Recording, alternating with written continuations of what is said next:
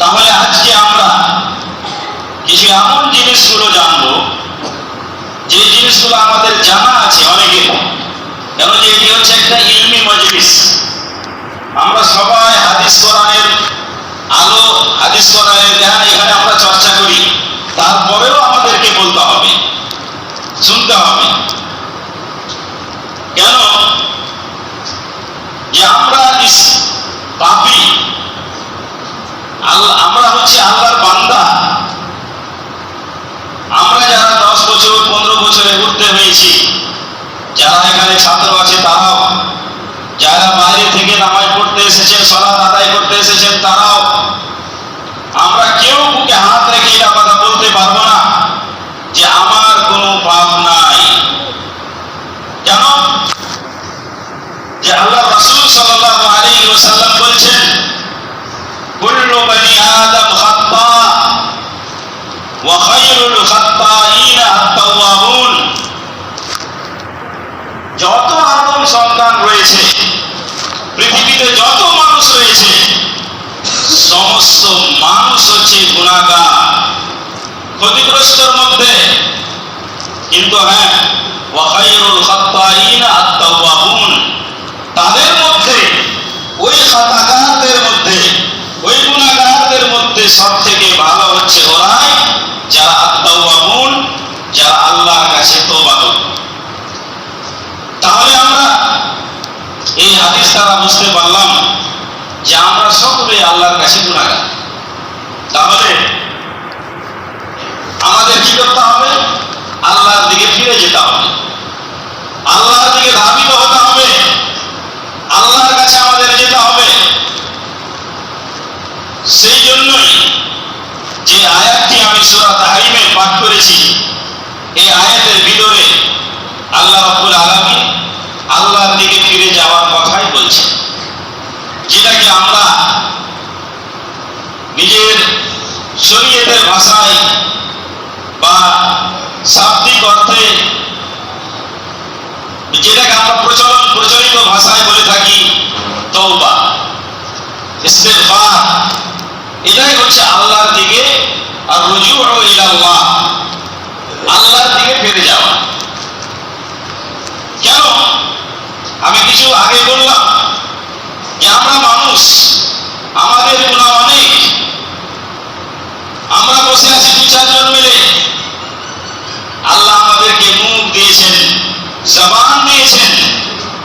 সেই জবান দিয়ে, সেই জিহ্বা দিয়ে, সেই মুখ দিয়ে আমরা অনেক রকম খারাপ কথা বলে থাকি।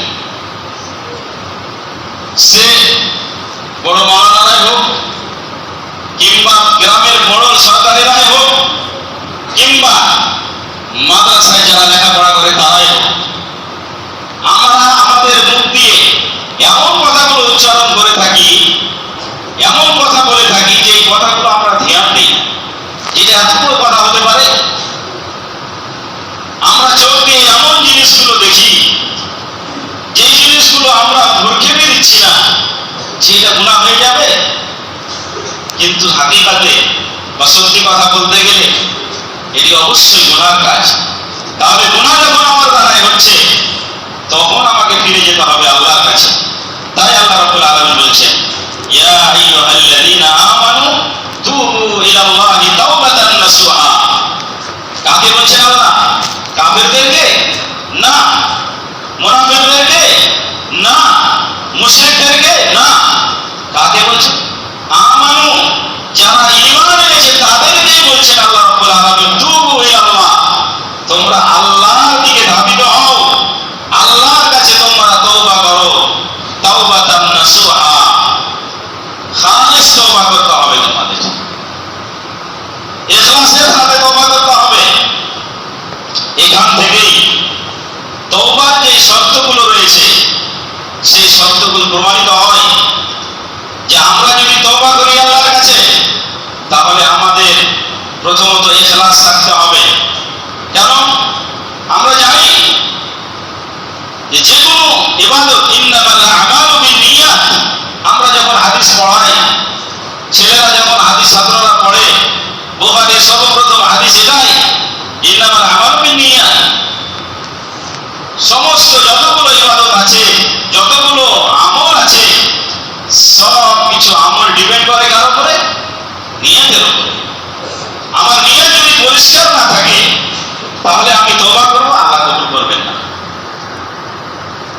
আমি মনে মনে ভাবছি একটা, আর মুখে আস্তাগফিরুল্লাহ আস্তাগফিরুল্লাহ আস্তাগফিরুল্লাহ আতুবু ইলাইহি, এরকম ভাবে আমি কথা বলে যাচ্ছি, দোয়া করছি, লা ইলাহা ইল্লা আনতা সুবহানাকা ইন্নী কুনতু মিনাজ জালিমিন করছি। এটা হবে না। ইখলাস আমার কলবের সাথে আছে, অন্তরের সাথে আছে, তাই আমাকে ইখলাসের সাথে আল্লাহর কাছে তওবা করতে হবে। আমি যদি ইখলাস না থাকে তাহলে সে তওবা আমার কবুল হবে না। এই প্রথম শর্ত তওবা করার জন্য। দ্বিতীয় শর্ত হচ্ছে আন-নাদামা, অর্থাৎ নিজেকে লজ্জিত হতে হবে।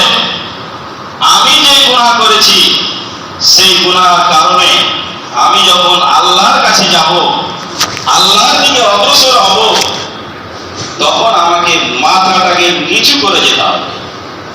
এটাই হচ্ছে নিয়ম। ছেলেদেরকে আমি বলি, আমাদের মাদ্রাসায় কোনো ছেলে যদি অমান্য কাজ করে দেয়, কোনো একটা খারাপ কাজ করে দিল, গ্রামে কোনো একজন লোক কোনো খারাপ কাজ করে বসে থাকলো, আপনি বলুন তো ওই লোকটা যদি মাথা নিচু করে হাঁটে, ওই লোকটা যদি একদম নিজের গর্দনকে ফুলিয়ে হাঁটে মানুষের সামনে, তাহলে কি বলবে লোকে? এই লোকটা পাগল। কেন? এত বড় পাপ করেছে, এত বড় খারাপ কাজ করেছে লোকটা, আর আবার উঁচু গলায় কথা বলে, মাথা উঁচু করে থাকে, একে কোনো লজ্জা শরমই নাই। তার মধ্যে গুনাহ যখন হবে, অন্যায় কাজ যখন আমার দ্বারায় আপনার দ্বারায় হবে, তখন আমাকে মাথাটাকে নিচু করতে হবে, লজ্জিত হতে হবে। তেমনই যখন আমি আল্লাহর কাছে তওবা করতে, এটা আল্লাহ রাব্বুল আলামিন, এগুলো মানুষ নয়। আল্লাহ রাব্বুল আলামিন খালিক মালিক, যিনি ইলাহ, যিনি ছাড়া মাবুদ আর কেউ নাই, সেই মাবুদ হাকিকি, তার সামনে আমি যখন যাব, তখন আমাকে কি করতে হবে? আমার মাথাটাকে নিচু করতে হবে। আল্লাহু আকবার। তারপরে আবার কি করতে হবে? তারকুজ জামবে বিল হাজির, এই গুনাহটাকে সাথে সাথে ছাড়তে হবে। এটা নয় যে আমি আজকে নামাজ পড়ছি না। কিছু লোক আছে, ওকে যদি বলা যায় যে ভাই তুমি নামাজ কেন পড়ো না, বলছে নামাজ পড়বো জি, এখন সময় নাই বা বয়স হয়নি, এখন তো আমরা নজওয়ান হয়ে আছি, বয়স হোক তখন নামাজ পড়বো, সালাত আদায় করবো। না, চলবে না। আপনাকে সাথে সাথে তওবা করতে হবে এবং ওই নামাজ ত্যাগ করা ছাড়তে হবে, অর্থাৎ নামাজ আদায় করতে হবে আপনাকে। তাহলে আপনার কি হবে? তওবা কবুল হবে আল্লাহর কাছে, আর মুস্তাকবাল হবে, আল্লাহ ইয়াউদু ইলাইহি মাররাতান উখরা ফি হায়াতি। মানে এটা হাসিল করতে হবে, ইরাদা করতে হবে যে আমি আমার জীবনে এই গুনাহটাকে করব না। এইভাবে আল্লাহর কাছে তওবা করতে হবে, তাহলে হবে। হ্যাঁ, তারপরেও যদি গুনাহ হয়ে যায় সেটা আলাদা ব্যাপার, এটা হবেই। কেন? এটা মানুষ, মানুষ মাত্রই ভুল হয়, মানুষের গুনাহ হবে। তাই যখন আমি তওবা করব, যখন আমি আল্লাহর দিকে ফিরে যাব, আল্লাহর কাছে যখন ইস্তেগফার করব, তখন কিন্তু আমার ইরাদায় কিঞ্চিত পরিমাণ যারা আমার যেন কি না থাকে, সন্দেহ না থাকে যে আবার যদি সুযোগ পাই আমি করবো না, তাহলে আল্লাহ তার কবুল করবে না। কিঞ্চিত পরিমাণ যেন এরকম ধারণা না থাকে, ধ্যান না থাকে যে আমি এগুলো আবার করবো, কিন্তু তারপরেও যদি হয়ে যায়, তাহলে তো আল্লাহ রাব্বুল আলামিন গফুরুর রহিম, আল্লাহ তো মাফ করবেন, আল্লাহ ক্ষমাশীল, আল্লাহ দয়ালু, আল্লাহ দয়ার শেষ নাই। এই তওবার কিছু শর্ত হচ্ছে। আরেকটি শর্ত, বিশেষ করে যদি হুকুকুল ইবাদ হয়, যদি হুকুকুল ইবাদ বান্দার হক হয়, তাহলে আমাকে আপনাকে আজকেই দুনিয়াতে তার কাছ থেকে ক্ষমা চাইতে হবে। আজকাল বর্তমানে দেখা যায় মানুষ আল্লাহর সাথে তো অন্যায় যা করছে, কিন্তু বান্দার সাথে, এক অপরের সাথে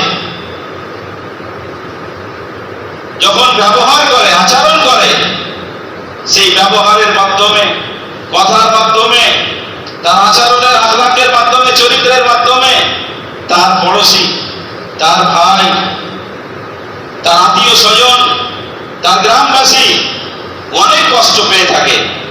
সেই কষ্ট থেকে আপনাকে তার কাছ থেকে ক্ষমা চাইতে হবে। বিশেষ করে উল্লেখযোগ্য ভাবে আজকে বলি যে বর্তমান সময়ে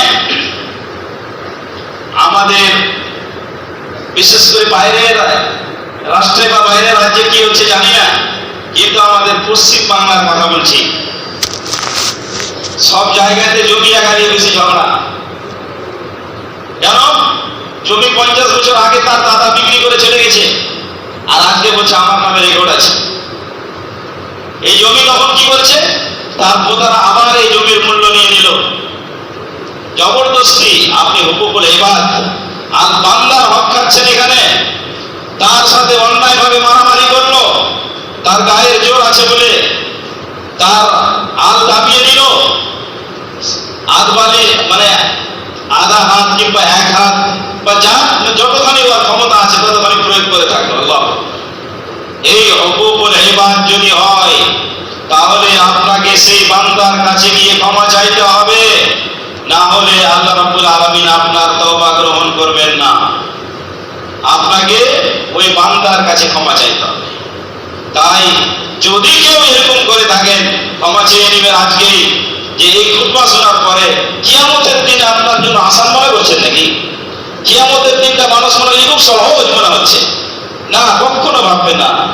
আর জুলমাতু ইয়াউমিল কিয়ামা, কিয়ামতের দিন যে জুলুম হবে অর্থাৎ অন্ধকার ছেয়ে আসবে, সেই অন্ধকার হচ্ছে দুনিয়ার জুলুম, দুনিয়ার অন্যায় কিছু নয়।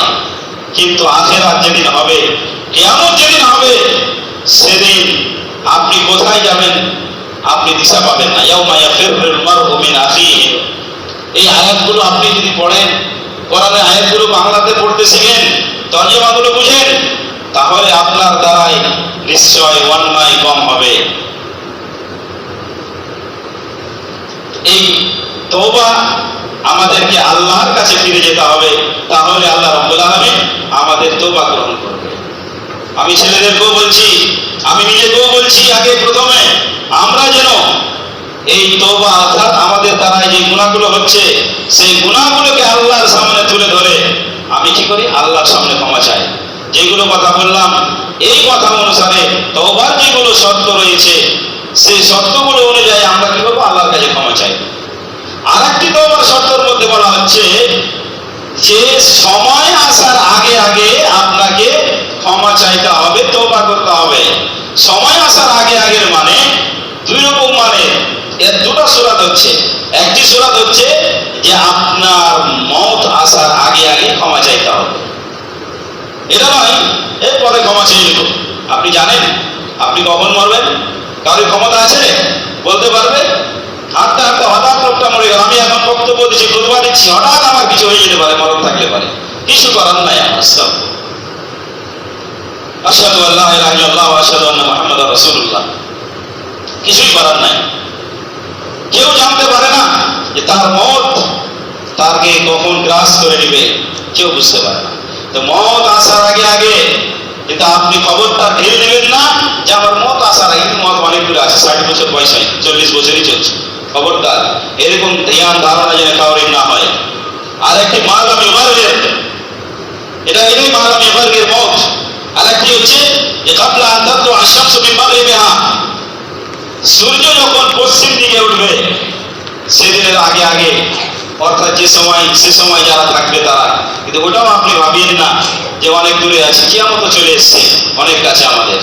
তাই আমাদের এই জিনিসগুলো স্মরণ করতে হবে এবং আল্লাহকে ডাকতে হবে, আল্লাহ দিয়ে আমাদের ভাবিত হতে হবে, না হলে আমরা নিজেরাই ক্ষতিগ্রস্তের মধ্যে পড়ে থাকবো। তারপরে এই আয়াত সম্পর্কে, যে আয়াত তেলাওয়াত করেছিলাম সে সম্পর্কে আমি পরের খুতবাতে কিছু বলছি। বারাকাল্লাহু লি ওয়া লাকুম ফিল কুরআনিল আযীম ওয়া নাফা'আনি ওয়া ইয়্যাকুম বিল আয়াতি ওয়াদ যিকরিল হাকীম। ইন্নাহু তাআলা জাওয়াদুন কারীমুন মালিকুন বারুর রাউফুর রহিম। أقول قولي هذا وأستغفر الله لي ولكم ولسائر المسلمين من كل ذنب وخطيئة فاستغفروه إنه هو الغفور الرحيم.